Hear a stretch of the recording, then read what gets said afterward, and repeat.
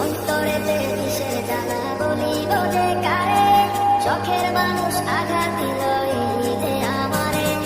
তার ভাবনায় পড়ে থাকি চাঁদের আলোয় বসে, এখন সে যে অন্যের ঘরে থাকে অন্যের সাথে। শখের মানুষ তোর কারণে রয়ে গেলাম একা, আর হবে না দেখা রে বন্ধু, আর হবে না দেখা। শখের মানুষ তোর কারণে রয়ে গেলাম একা, আর হবে না দেখা রে বন্ধু, আর হবে না দেখা।